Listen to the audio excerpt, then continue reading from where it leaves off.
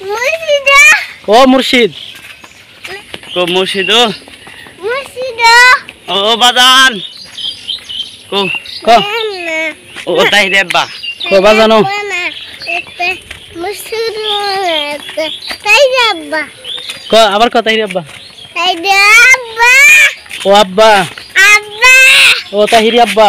তাইরি আব্বা। Hello guys, আমরা হুজুর আজকে জুমার নামাজ পড়াইছে, কিন্তু দুঃখজনক বিষয় হাদিয়া পাই নাই। অনেকের জন্য দোয়া করেছে, 100 টাকা পাইছে।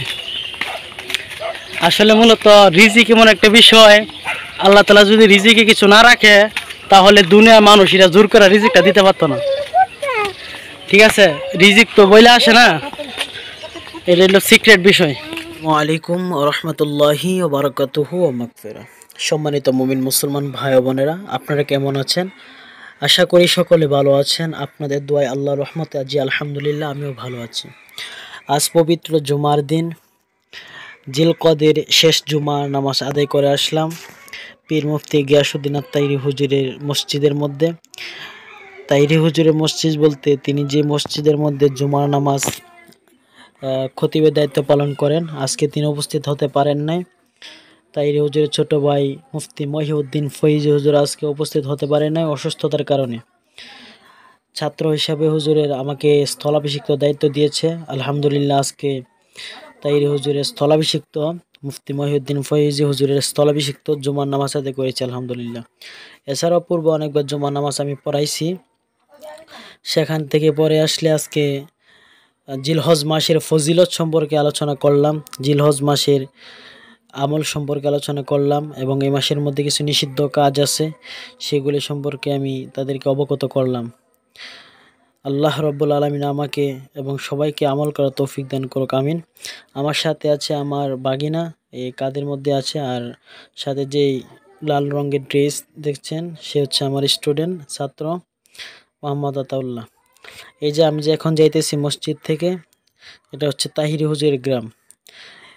এই গ্রামের মধ্যে তাহিরি হুজুরের অনেক স্মৃতি রয়েছে। এখন কিন্তু আমি তাহিরি হুজুরের বাড়ি থেকে 1 মিনিট দূরে আছি, 1 মিনিট লাগে তাহিরি হুজুরের বাড়িতে যেতে। এখন আমি যাইতেছি আমার বাড়িতে জুম্মার নামাজ পড়ে, এখন আমি বাড়ির দিকে রওনা হলাম। এখন আমি বাড়ির দিকে যাইতেছি, বাড়িতে একটু দূরত্ব। আর বিশেষ করে আপনাদেরকে আমি একটি আহ্বান করতে চাই, আপনারা একটু খাস করে দোয়া করবেন। প্রায় সময় অসুস্থতার মধ্যে থাকি, আল্লাহ যেন পরিপূর্ণ শেফা দান করে। আর সকল মুমিন মুসলমানদের জন্য আমি দোয়া করি, আল্লাহ যেন সকল মুমিন মুসলমানদেরকে আল্লাহ শেফা দান করে, আল্লাহ যেন হায়াতের মধ্যে বরকত দান করে। আর বিশেষ করে সামনে একটা ঈদ আসতেছে, ঈদ হচ্ছে ঈদুল আজহা। এই ঈদুল আজহা উপলক্ষে আপনাদেরকে আমি অগ্রিম জানাচ্ছি ঈদ মুবারক। আর বিশেষ করে আপনারা যে যে অবস্থানের মধ্যে আসছেন, আমার ভিডিওটুকু দেখেন, দেশ থেকে দেখেন, বিদেশ থেকে দেখেন, বাংলাদেশটা তো অনেক বড়, অনেক জেলা, এবং আমার দিনী ভাই ও বোনেরা বিভিন্ন জায়গা থেকে, বিভিন্ন জেলা থেকে দেখেন।